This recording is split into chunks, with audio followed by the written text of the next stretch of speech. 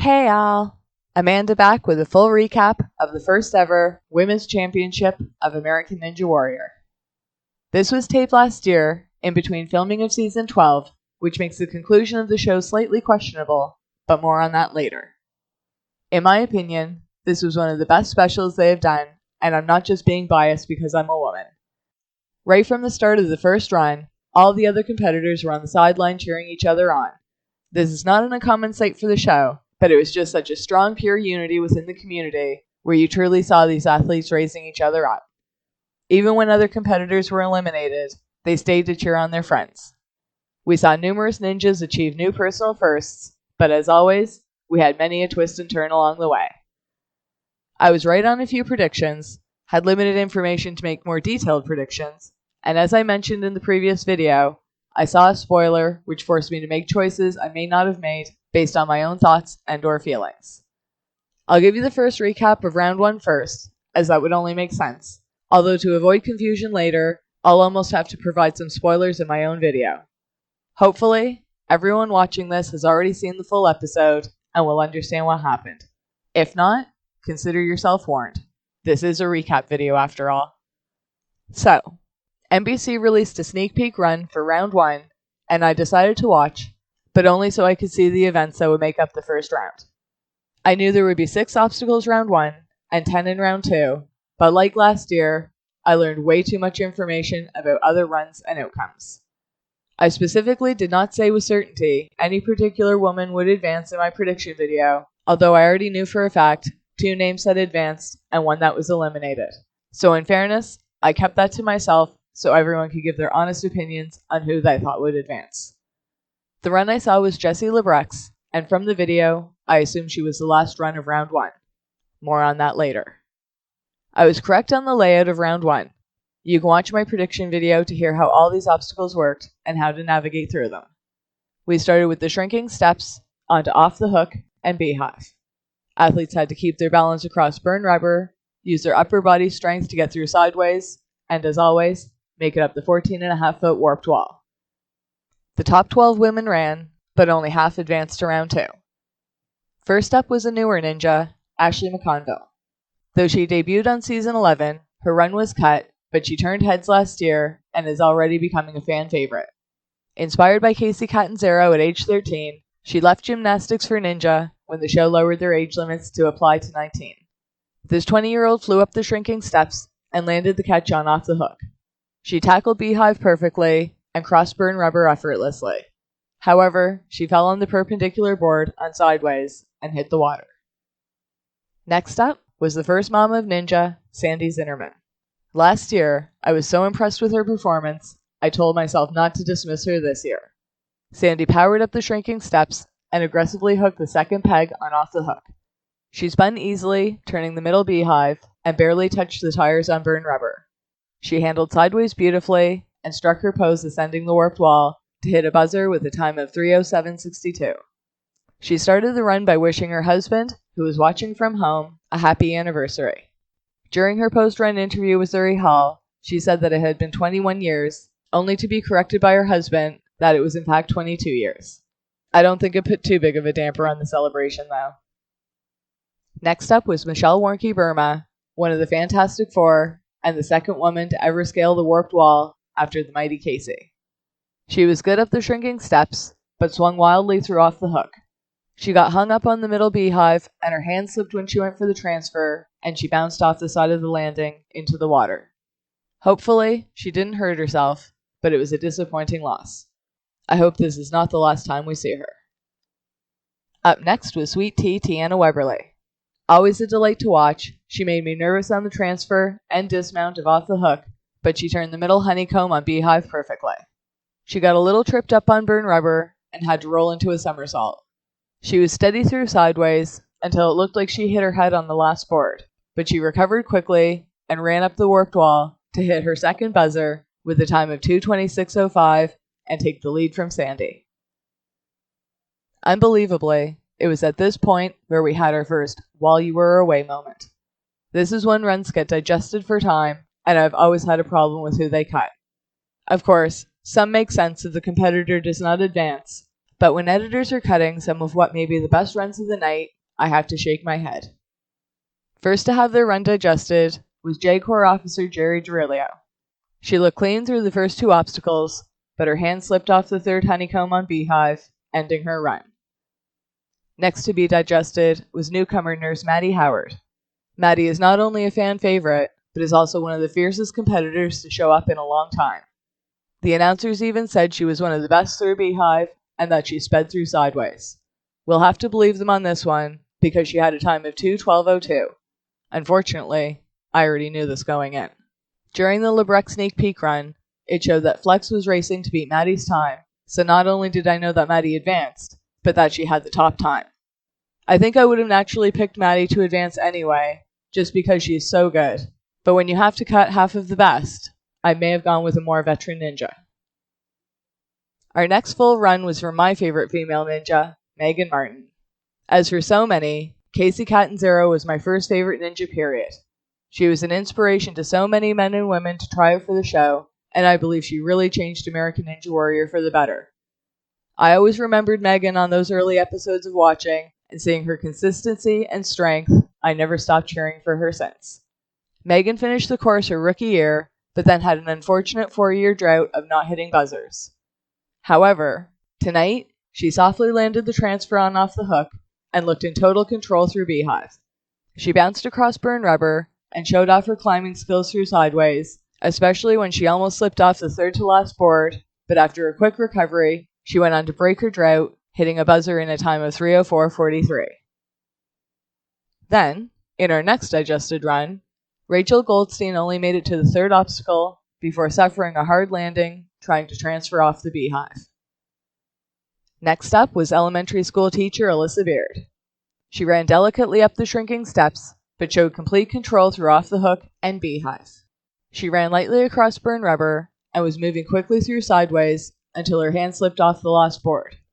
The board spun her off the obstacle and into the rotating wall competitors must leap over to make it to the warped wall. ALLYSSA landed too far to the left of the rotating wall, and it ended up tossing her back and into the water. Unfortunately, due to watching the sneak peek run, I also knew that ALLYSSA would go out on sideways, but had no idea that the rotating wall would cost her the run. I was floored to see this, and I'll tell you why shortly. Up next was Jessie GRAFF, who had friend and Wonder Woman 1984 producer Patty Jenkins on screen cheering for her. Though GRAFF qualified, she missed participating in the season 10 finale when she was asked to be a stunt woman for the movie. Tonight, she transferred off the hook on her first swing, barely needing the extra momentum. She was solid through Beehive and burn rubber and controlled through sideways. GRAFF hit a buzzer with a time of 2:50:48. And in our last digested run for round 1, we have Janique Lovett. From what we saw, she was strong up the shrinking steps and off the hook, but got a little hung up trying to turn the middle honeycomb and missed grabbing the last board on Beehive, ending her season. And the last run of the night was the run I had seen in advance, and it was Jessie LABRECK. Again, I knew it would contain spoilers, but I only wanted to see what the obstacles were. However, when the run started, it showed that ALLYSSA BEIRD was on the bubble, indicating LABRECK was in fact the last run of round 1. She was solid up the shrinking steps and regained balance on off the hook. Flex had a great leap to the last Beehive as she made it straight through. She made me nervous when she hesitated before running across burn rubber. She made it across, and it was at this point that they announced that ALLYSSA had gone out on sideways. Since Flex did not make it there fast enough, she now had to complete obstacle 5 to advance, ending ALLYSSA's season. Then, in an ironic twist of fate, Flex missed the last board on sideways and hit the rotating wall, just like the woman she was trying to take over did just moments earlier. However, Flex fell slightly more to the right of the board, which flipped horizontally to almost cradle her fall, then flipped her to the right and onto the floor in front of the warped wall. Stunned and disoriented, she almost scanned to see if she was disqualified in any way, but instinct quickly kicked back in, and she flew up the wall, hitting a buzzer with a time of 2:14:78. Unfortunately, having seen the run in advance, I knew some of the results, but what I could not have known was the irony of the rotating wall ending one athlete's night and saving another's. And this is exactly what I mean when I say you can never guess what might happen in this show. So, the 6 women that advanced to round 2, were Jessie LABRECK, Maddie Howard, TIANA WEBBERLEY, Jessie GRAFF, MEAGAN Martin, and Sandy ZIMMERMAN. And for as exciting as round 1 was, round 2 was a little disappointing. We went from 6 obstacles to 10, but instead of getting a brand new course to run, the first 6 obstacles remained the same as in round 1. As predicted, the 7th obstacle was the salmon ladder, which looks like a ladder without the rungs, where athletes must jump themselves up shelves using a bar. Once at the top of the salmon ladder, athletes then reach corkscrew. Corkscrew was a new obstacle introduced in Season 12, but this version had been modified. In the original corkscrew, ninjas must jump to grab a wheel that spins as it drops down 3 feet. They then must gain momentum and launch themselves up to a second, then third wheel, spaced 5 feet apart, and survive all 3 drops before swinging to the landing. This version only had 2 spinning dropping wheels, with a parallel bar in between. Next, we had the return of the dungeon. Another new obstacle introduced last year, competitors must swing out to grab pegs attached to a vertical plexiglass wall. Ninjas must pull these pegs from the holds and use them to climb up to the top of the wall to reach a bar, which pulls the wall down horizontally. Once the wall locks into place, ninjas must then climb across the bottom of the wall using the locked-in pegs, then jump to another plexiglass wall. They then must turn to jump to the landing platform. And again, we end the course with the 35-foot spider trap. Athletes must press their hands and feet against the wall of a chute and propel themselves up. They also must push open 3 sets of pairs of weighted doors, each door weighing 50 pounds, appearing at the 10-foot, 25-foot, and 35-foot marks along the climb. And again, at the start of round 2, all other women were on the sideline to cheer on their friends, even those who did not advance. The entire show just had a great vibe all the way through. First up was Nurse Maddie Howard. She was fast up the steps and made the transfer on off the hook in one move, landing softly on the peg. She was having fun as she somersaulted over the warped wall, but didn't look like she had the best form going up the salmon ladder from the angle we were shown. She passed through corkscrew effortlessly and did tremendous through the dungeon until her hands literally slid off the last set of pegs at the end of the horizontal board and she hit the water. Next, we joined Sandy ZIMMERMAN in progress as she cleared sideways for the second time tonight. Since the beginning of the course remained the same, I didn't mind the start of the runs being cut as much this time. She made a weird dive for the salmon ladder, but readjusted in time to grab the bar and ascend the ladder. Sandy then made history once again by becoming the first mom to ever complete the 8th obstacle in a course when she made it through corkscrew, and was the first mother to reach obstacle 9, but unfortunately, shortly after the dungeon wall flipped horizontally, Sandy lost her grip and hit the water. Next up was Jessie LABRECK, who was running for a swimming pool. She was joined in progress, completing sideways again. Her run was clean, and she was on her way to hitting her second buzzer of the night, but her shoes started slipping as she was sending the spider trap. She struggled to grip the wall with her feet and managed to open one of the 2 doors at the 35-foot mark, but her shoes slid and she fell to the mat below. Next was MEAGAN Martin, and for the first time in years, it looked to me like she was having fun on the course again. I always wondered if it was nerves due to sudden fame and influence. I think that pressure ultimately led Casey Catanzaro to retire, but after breaking her curse of missing buzzers, MEAGAN seemed to be back. She was joined in progress just as she was about to run across burn rubber again. She jumped a little wide and fell onto the landing, but regained control across sideways. When she ran up the warped wall, she had so much distance between her and the edge, she almost missed her grab. After a quick recovery, she handled the salmon ladder and corkscrew beautifully. She looked super strong both going up and across the dungeon wall, and although it looked like she struggled opening the last of the 50-pound doors at the top of the spider trap, MEAGAN Martin became the 4th woman in American Ninja Warrior history to complete a 10-obstacle course and was heading to the finals. Next up was Sweet Tea TIANA WEBBERLEY. She was joined in progress as she cleared sideways again. She flew through the obstacles with tight, fast moves and made it through corkscrew fast enough to advance, knocking Sandy ZIMMERMAN from contention. However, like we saw with other athletes earlier, TIANA was strong up and across the dungeon wall, but her hands just slipped off the last set of pegs and she hit the water. And last up for round 2 was Jessie GRAFF. She started incredibly fast, using only one move to transfer through off the hook and step lightly across burn rubber. GRAFF had some questioning her tactics when she grabbed the perpendicular board with the different grip as she used in round 1, and it turned out their instincts were correct. GRAFF got hung up trying to reach out to the second set of boards, and her hands gave out, ending her run, advancing Maddie Howard to the finals. I was hoping we would have a top 4, rather than just one power tower race, and was thrilled to not only get to see those extra runs, but just by the list of competitors themselves.